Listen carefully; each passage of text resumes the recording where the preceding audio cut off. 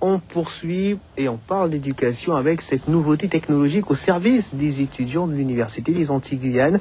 Ils peuvent bénéficier d'une bibliothèque en ligne. C'est la seule université en France à tester cet outil. C'est le résultat d'un partenariat entre l'UAG et une société spécialisée. Les étudiants peuvent consulter près de 15 000 ouvrages. Pour en parler, nous recevons Sylvain Oudeberg. Bonsoir. Bonsoir. Vous êtes directeur du service commun de la documentation de l'Université des Antilles-Guyane. Alors, Illibris, c'est plus qu'un moteur de recherche, c'est carrément une nouvelle façon de travailler pour les enseignants, mais aussi et surtout pour les étudiants. En effet, une petite précision, il s'agit de 10 000 livres électroniques en texte intégral que les étudiants, les enseignants-chercheurs peuvent consulter sur Illibris, des ouvrages et des manuels. Mais au-delà de la richesse des contenus, ce qu'on met surtout en avant, c'est que la bibliothèque électronique offre de nouvelles possibilités, les mêmes que celles de la bibliothèque classique. Mais on peut faire dans la bibliothèque électronique de nombreuses choses qu'il n'était pas possible de faire auparavant. Je prends quelques exemples. On peut annoter les livres, on peut les surligner. Un enseignant peut constituer une bibliothèque virtuelle et dire à l'ensemble de ses étudiants que c'est une lecture recommandée.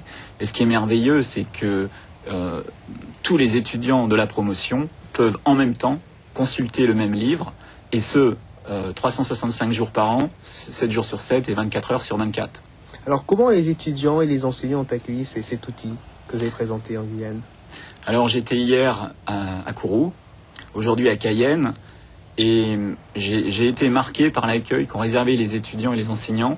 J'ai senti qu'il y avait un déclic, que la modernisation de la bibliothèque et de la documentation correspondait vraiment à leurs attentes, à leurs pratiques. Je vois le nombre de profils qui se créent sur la plateforme très rapidement, les enseignants qui commencent à constituer des cours. Il y a un réel engouement, et dans la carrière d'un conservateur, je dois dire que ça a été un moment assez fort. Alors, un déclic pour un simple clic pour les enseignants afin de consulter un ouvrage. Les enseignants de tous les sites pourront consulter le même ouvrage. Est-ce que techniquement tout ça est au point pour pas qu'il y ait quelques bugs? C'est tout l'intérêt de l'électronique. L'électronique n'annonce pas la disparition du papier, c'est un complément. Ce qu'on ne pouvait pas faire au temps du papier, c'est qu'on n'était pas capable d'avoir plus de 5-10 exemplaires, alors qu'il y a parfois 100-200 étudiants qui veulent le même manuel au même moment. Ce qui est merveilleux ici, c'est qu'il n'y a aucune contrainte technique. 100 étudiants peuvent consulter en ligne en même temps le même manuel. Il n'y a aucun problème. Alors je le disais, 10 000, et non pas 15 000, mais les 5 000 ouvrages de plus arriveront très bientôt. 10 000 ouvrages consultables, mais ce ne sont pas des ouvrages qui ont été numérisés.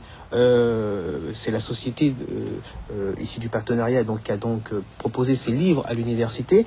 Pourtant, vous avez un projet Manioc. Donnez quelques informations sur ce projet. D'accord. Alors, effectivement, Illibris, c'est une bibliothèque sur mesure qui a été constituée en partenariat avec la société Cyberlibris. On a des manuels récents, des ouvrages courants comme ceux qu'on a sous forme papier, mais ce sont des contenus que les éditeurs acceptent de diffuser en ligne. En revanche, on a un projet, Manioc, qu'on va inaugurer au mois de décembre. Ce sont des contenus patrimoniaux, des livres tombés dans le domaine public, qui ont été numérisés, qui sont mis en ligne sur la plateforme Manioc. Et j'espère avoir l'occasion de revenir devant vous au mois de décembre pour l'inauguration officielle de la plateforme Manioc. Merci Sylvain Oudeberg d'être venu sur notre plateau nous parler de cette bibliothèque numérique disponible maintenant pour tous les étudiants de l'Université des Antilles-Guyane. Merci d'être venu. Merci à vous.